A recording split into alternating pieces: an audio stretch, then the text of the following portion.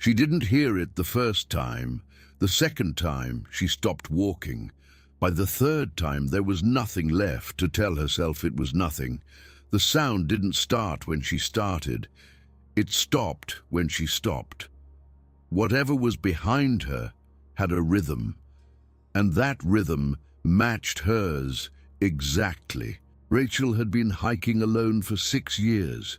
She knew this trail the way you know a drive you've taken 100 times, not because you memorize it, but because your body does.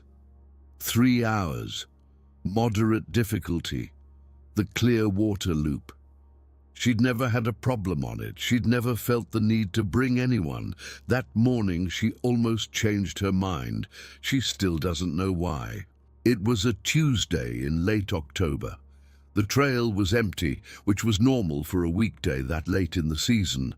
She'd signed the trailhead log at 9:14 a.m. The last entry before hers was from the Saturday prior. She noted that the way you note something without deciding yet if it matters. She zipped her pack, put in one earbud, leaving the right ear open, like always, and started walking.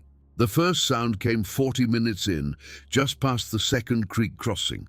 A single step, slightly off the trail to her left, in dry leaves. She pulled out her earbud and stood still. The forest was quiet. She waited. Nothing moved. She thought, deer, maybe a squirrel, something small. She put her earbud back in and kept walking. She was already thinking about something else by the time she reached the ridge. She'd hiked long enough to know that forests make sounds. Old trees shift and settle. Animals move through underbrush without showing themselves. Her brain was good at sorting relevant from irrelevant, and it had sorted that sound into irrelevant before she'd even consciously made the decision.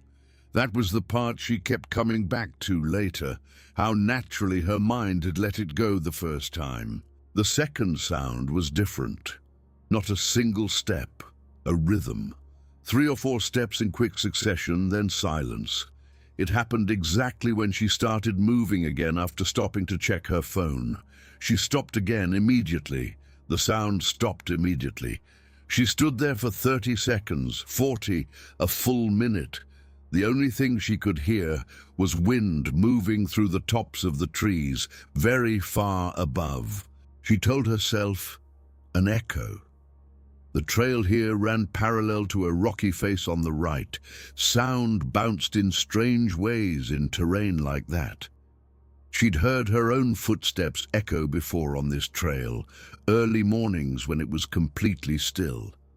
That was the explanation. She accepted it and kept walking, but she took her other earbud out. She put her phone in her jacket pocket instead of her pack. Small adjustments. She didn't notice she was making them. 10 minutes later, she found the boot print. It was in the soft mud at a drainage crossing, the kind of muddy patch that holds impressions clearly. The print was facing the direction she was walking, approximately her size, maybe slightly larger, and fresh enough that the edges hadn't begun to dry. She stood over it for a long time. The Saturday entry in the trailhead log kept coming back to her. She was roughly 90 minutes from the trailhead, also 90 minutes from the far end of the loop, which connected back to the same parking lot. Going forward and going back were the same distance. She pulled up the offline map and looked at the trail ahead. There was one section about 20 minutes from where she stood, where the path narrowed and ran through dense spruce for almost half a mile. She looked at it for a while. Before we go further, if this is the kind of story that pulls you in, you're in the right place. The unknown side is where these stories live. Subscribe and hit the bell. New episodes every week. If this one's got you listening, leave a like. It takes 2 seconds and it means everything. Now, back to Rachel, alone on the trail, 90 minutes from her car. She's just made a decision about that spruce section. She decided to go back, not at a run, not in a panic. She was deliberate about that, but she turned around and started walking the way she came. She told herself it was practical. Go back to the car, drive to the other trailhead entrance, finish the loop from that end. A sensible reroute. She almost believed it. She had walked maybe 30 meters when she heard it again. Steps behind her, matching hers. She stopped. They stopped. She started again, deliberately slower. They were slower. She sped up. They sped up. She stopped again, and this time she didn't count the seconds. She just waited. 2 full minutes. The forest was completely still. And then, from somewhere to her left, maybe 30 meters off the trail, something moved through dry leaves at a steady walking pace, then stopped. She didn't turn around. She had thought about this in the abstract before, what you're supposed to do, and turning to look was not it. You don't tell something that you've noticed it. You don't hand it the information that you're afraid. She kept her eyes on the trail ahead and started walking at a pace that was not slow and not fast, and she worked very hard at keeping her breathing even. The thing about real fear, not the cinematic kind, is that it doesn't announce itself. It arrives as clarity. Details become sharp. Her feet felt every root under her boots. She was aware of her own heartbeat without focusing on it. She noticed the angle of light through the trees and registered, without thinking, that it was later than she'd realized. She had moved faster than she thought, or she'd lost time somehow. She did the math without meaning to. 40 minutes since she turned back should put her within 20 minutes of the trailhead. Her internal sense of distance said she was close, but the trail looked less familiar than it should. The trees were different, or the same. She couldn't be certain. She stopped and checked the map. According to GPS, she was on the correct path. 14 minutes from the trailhead, give or take. She looked at the blue dot for a long moment. The precision of it, the calm certainty of it, and felt something loosen slightly in her chest. 14 minutes. She put the phone back in her pocket and started walking again. The sounds behind her had stopped. She noted that too. The silence bothered her more than the sounds had. With the sounds, she had known where it was. Now she didn't. She resisted the urge to check over her shoulder, made it about 200 meters, then gave in. She turned, casually, the way you'd turn to look at a view, and scanned the trail behind her. Empty. Trees. Afternoon shadow. The trail bent out of sight about 60 meters back. Nothing moved. She turned forward. She had gone maybe 30 more steps when she heard the breathing. That was the only word for it. Not an animal's sound. Not something she could explain as wind or a bird or her own lungs. It was rhythmic and controlled and close. To her right, just off the trail. She did not stop walking. She did not look. She adjusted the strap on her pack with one hand and kept her pace exactly the same and thought, 10 minutes. 9. 8. Count down and don't stop. The trailhead appeared. She saw the wooden signpost first, then the gap where the trees ended, then the gravel of the parking lot beyond it.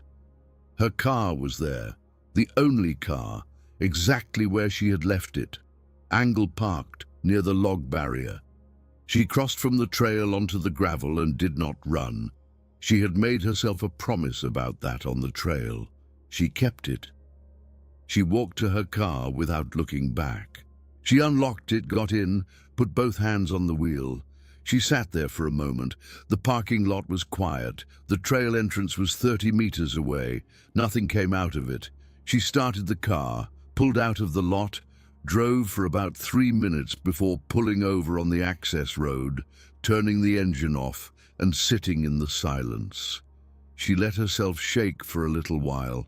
She hadn't let herself do that on the trail. She drove home. She showered. She sat with her phone and thought about calling someone, the ranger station, a friend, anyone, and tried to figure out what she would say. I heard sounds that matched my steps. I found a boot print. I heard something breathing next to me. She went through it out loud, alone in her kitchen, and listened to how it sounded. She didn't make the call. 3 days later, she went back to the trail. She told herself this was the rational thing, returning to the place, recalibrating, refusing to let one bad afternoon grow into something larger. The trailhead log had 2 new entries from the day after her hike. She flipped back to her own entry, Rachel M., 9:14 a.m., October 22nd. Nothing after it for the rest of that day. The log confirmed what she already knew. No one had signed in behind her. She stood at the trailhead for a while. She looked at the trail. She looked at the log again. She thought about the sound that matched her rhythm, the boot print, the breathing. She thought about all the ways a mind under stress manufactures what it expects to find, filling silence with sounds, turning ordinary things into patterns. That's what rational people believed. That's what she had believed 3 days ago. She signed the log and started walking. Made it about 50 meters before she stopped and listened. Normal sounds, wind, a woodpecker far to the right. She kept going, another 100 meters. She stopped again and stayed, stopped for almost 2 minutes, just listening, just checking. The trail behind her was empty. The forest was quiet. She stood there until she was sure. Then she turned around and walked back to her car. She hasn't been back since. She tells people the trail got boring, that she found a new loop closer to home. Nobody asks too many questions. She runs now. Roads, always somewhere with other people visible in both directions. She doesn't think about the sound that matched her steps. She doesn't think about the boot print. Most of the time, she doesn't think about any of it. But she kept one thing from that day. When she got home, the evening of the hike, after the shower, she noticed something on her car she hadn't registered before. On the driver's side door, at shoulder height, there were 4 faint parallel scratches in the paint, the kind a key might make, or a fingernail. She looked at them for a long time. She'd had the car 2 years. She'd never noticed them before. She still doesn't know if they were already there.